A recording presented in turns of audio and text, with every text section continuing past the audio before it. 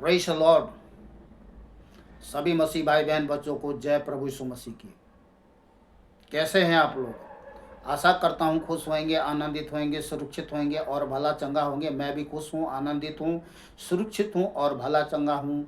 और सब बातों के लिए पिता परमेश्वर को हृदय की सच्चाई से कोटि कोटि धन्यवाद करता हूँ, जिसने अपने प्रेम के निमित्त हर प्रकार से भलाई करते हुए आज के दिन तक संभाला है।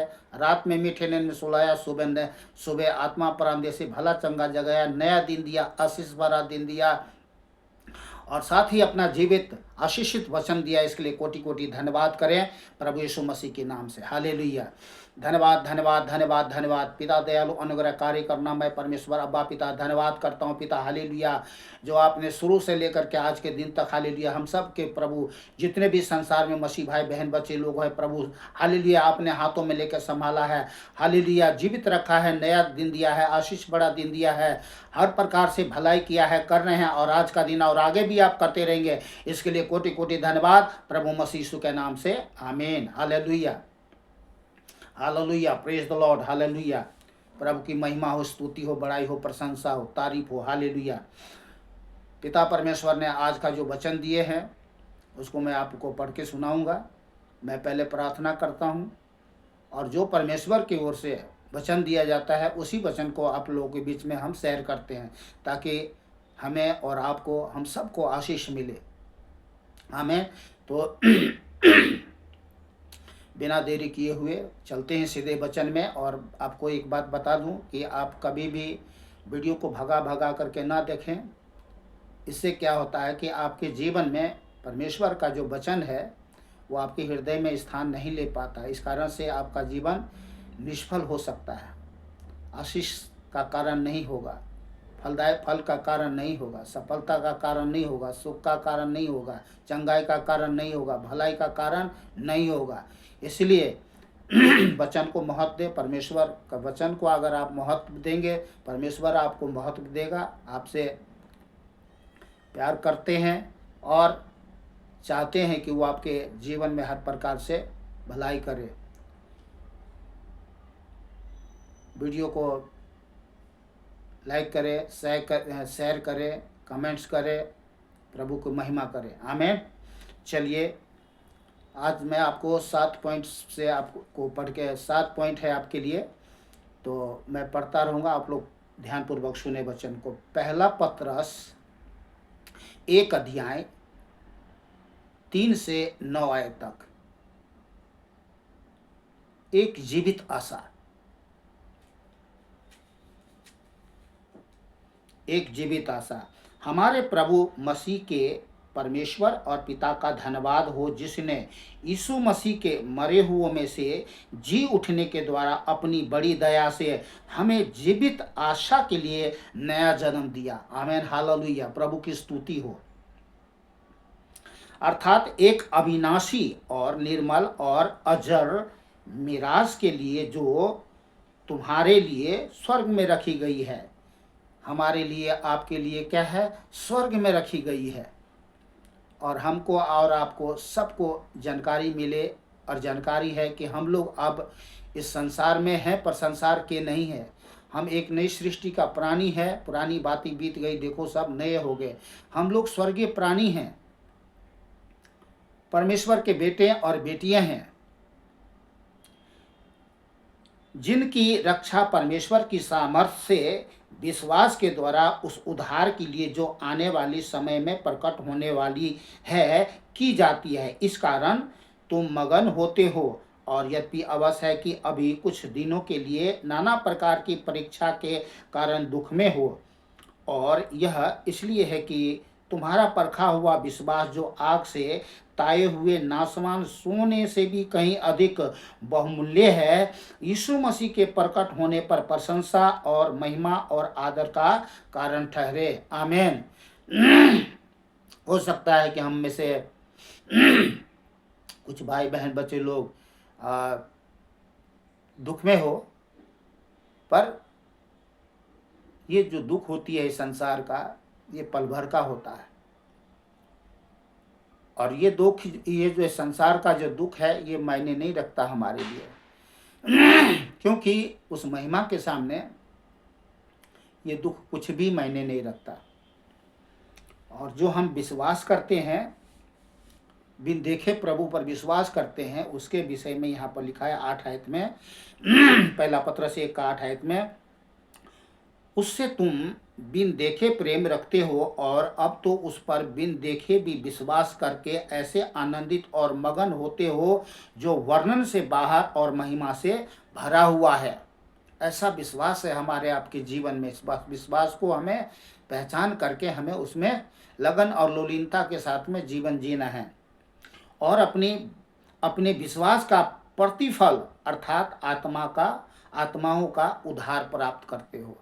आमेन। नंबर 1 था ये, एक जीवित आशा। दूसरा है पॉइंट आपका मसीही उत्तरदायित्व। पहला पत्रस 2 अध्याय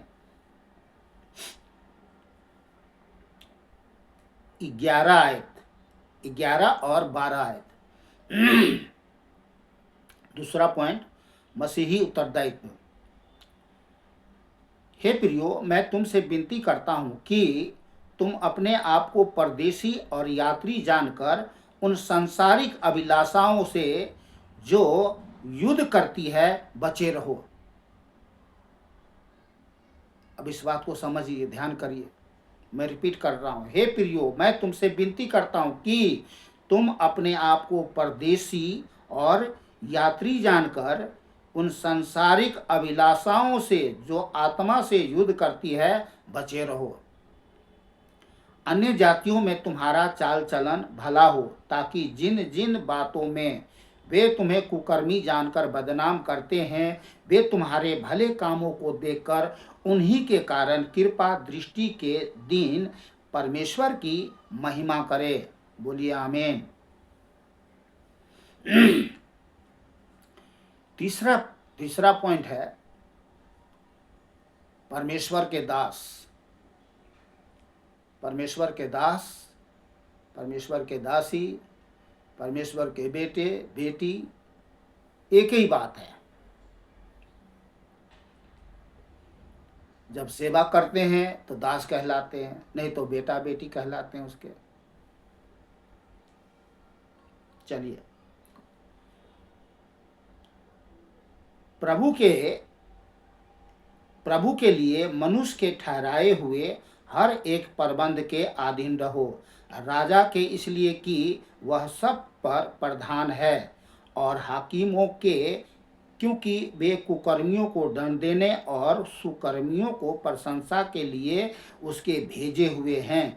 क्योंकि परमेश्वर की यह इच्छा है कि तुम भले काम करने के द्वारा निर्बुद्धि लोगों की अज्ञानता की बातों को बंद कर दो। अपने आप को स्वतंत्र जानो, पर अपनी इस स्वतंत्रता को बुराई के लिए आड़ ना बनाओ, परंतु अपने आप को परमेश्वर का दास समझकर चलो। सबका आदर करो, भाइयों से प्रेम रखो और परमेश्वर से डरो और राजा का सम्मान करो। आमीन। तीसरा है मसीह में हमारा आदर्श। तीसरा पॉइंट है, चौथा पॉइंट है मसीह में हमारा आदर्श।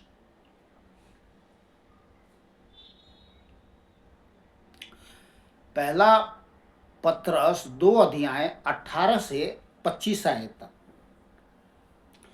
हे सेवको, हर प्रकार के भय के साथ अपने स्वामी के अधीन रहो, न केवल उनके जो भले और नर्म हो, पर उनके भी जो कुटिल हो, क्योंकि यदि कोई परमेश्वर का विचार करके अन्याय से दुख उठाता हुआ कलेश सहता है तो यह सुहावना है। क्योंकि यदि तुमने अपराध करके घूसे खाए और धीरज धरा तो इसमें क्या बड़ाई की बात है। पर यदि भला काम करके दुख उठाते हो और धीरज धरते हो तो यह परमेश्वर को भाता है, और तुम इसी के लिए बुलाए भी गए हो। एक एक बात पे ध्यान रखिएगा। क्योंकि मसीह भी तुम्हारे लिए दुख उठाकर तुम्हें एक आदर्श दे गया है। कि तुम भी उसके पद चिन्ह पर चलो। न तो उसने पाप किया और न उसके मुंह से छल की कोई बात निकली। वह गाली सुनकर गाली नहीं देता था और दुख उठाकर किसी को भी धमकी नहीं देता था। कौन? प्रभु यीशु मसीह। पर अपने आप को सच्चे न्याय के हाथ में सौंपता था, और हमें भी यही करना है। वह आप ही, हाँ, ये 23 आयत तक मैं रिपीट कर देता हूं। वह गाली सुनकर गाली नहीं देता था और दुख उठाकर किसी को भी धमकी नहीं देता था, पर अपने आप को सच्चे न्याय के हाथ में सौंपता था। तो हमको और आपको भी ऐसा ही करना है, जैसा प्रभु यीशु मसीह ने हम सबको एक आदर्श दे दिया है, पद दे दिया है, चिन्ह दे दिया है, और उसी पद चिन्ह पर हमें उनके चिन्ह पर चलना है। आमीन।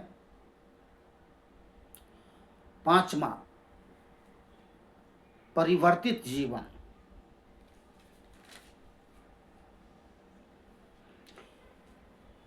पहला पत्रस 4 अध्याय 1 से 6 आयत तक।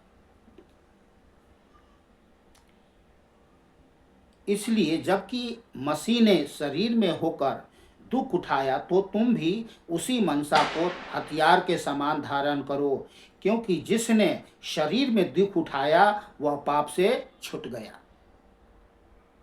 ताकि भविष्य में अपना शेष शारीरिक जीवन मनुष्य की अभिलाषाओं के अनुसार नहीं, वरन परमेश्वर की इच्छा के अनुसार व्यतीत करें। आमीन।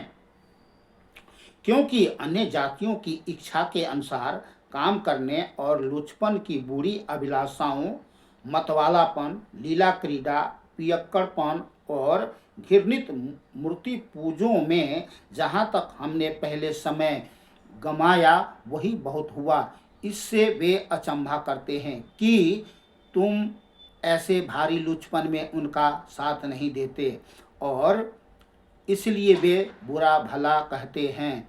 पर वे उसको जो जीवितों और मरे हुओं का न्याय करने को तैयार है लेखा देंगे, क्योंकि मरे हुओं को भी सुसमाचार इसीलिए सुनाया गया कि शरीर में तो मनुष्य के अनुसार उनका न्याय हो, पर आत्मा में वे परमेश्वर के अनुसार जीवित रहे। आमीन।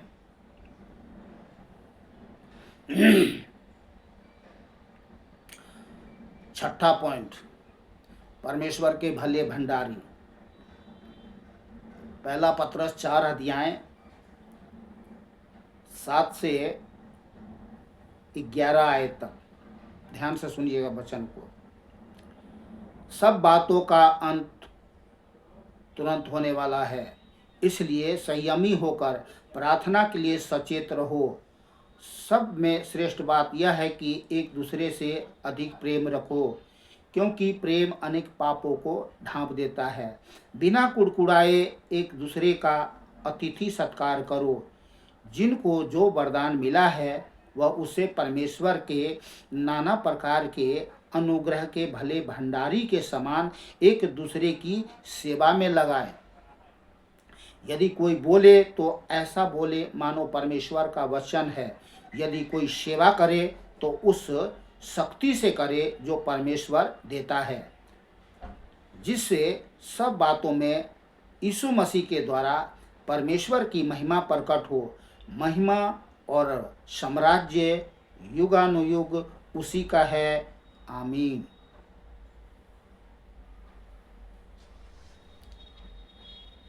सातवां पॉइंट, मसीह के दुखों में सहभागी। पहला पत्रस 4 अध्याय 12 से 19 आयत तक। लास्ट पॉइंट है, ध्यान से सुने। हे प्रियो, जो दुख रूपी अग्नि तुम्हारे परखने के लिए तुम में भड़की है, इससे यह समझकर अचंभा न करो कि कोई अनोखी बात तुम पर बीत रही है, पर जैसे जैसे मसीह के दुखों में सहभागी होते हो आनंद करो, जिससे उसकी महिमा के प्रकट होते समय तुम भी आनंदित और मगन हो। फिर यदि मसीह के नाम के लिए तुम्हारी निंदा की जाती है तो तुम धन्य हो, क्योंकि महिमा का आत्मा जो परमेश्वर का आत्मा है तुम में छाया करता है। तुम में से कोई व्यक्ति हत्यारा या चोर या कुकर्मी होने या पराये काम में हाथ डालने के कारण दुख न पाए, पर यदि मसीही होने के कारण दुख पाए तो लज्जित न हो, पर इस बात के लिए परमेश्वर की महिमा करे, क्योंकि वह समय आ पहुंचा है कि पहले परमेश्वर के लोगों का न्याय किया जाए। और जबकि न्याय का आरंभ हम ही से होगा तो उनका क्या अंत होगा जो परमेश्वर के सुसमाचार को नहीं मानते। और यदि धर्मी व्यक्ति ही कठिनाई से उद्धार पाएगा तो भक्तिहीन और पापी का क्या ठिकाना।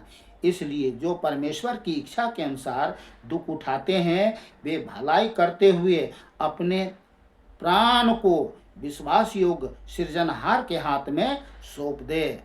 आमीन। तो आज के वचन के लिए पिता परमेश्वर को कोटि कोटि धन्यवाद करते हैं, जो पिता परमेश्वर ने अपने सत्य वचन से हम सबको आशीर्वादित किया है। हमारे मन को, हमारी आँख को, कान को, दिल को, दिमाग को, जबान को, सब चीज़ को खोल दिया है। अब हमें प्रभु के वचन के अनुसार जीवन जीना है। ठीक है, समय अंत का समय है, लापरवाही का समय नहीं है। जो समय आपके लिए है उसमें सच्चे और अच्छे भक्ति भाव, नम्रता, दीनता, लोलीनता के साथ प्रभु के साथ जीवन जिए। प्रभु जल्दी आने वाले हैं। तो आज के लिए पिता परमेश्वर को कोटि कोटि धन्यवाद। मिलते हैं प्रभु के साथ और प्रभु के सत्य वचन के साथ। आप लोग खुश रहे, आनंदित रहे और सुरक्षित रहे और भला चंगा रहे और प्रभु की महिमा हृदय की सच्चाई से करते रहे। फिर से सभी भाई बहन बच्चों को जय प्रभु यीशु मसीह की। बोलिए सर्वशक्तिमान प्रभु परमेश्वर यीशु मसीह की जय। उसकी दया कृपा करुणा सदा की है। आमीन।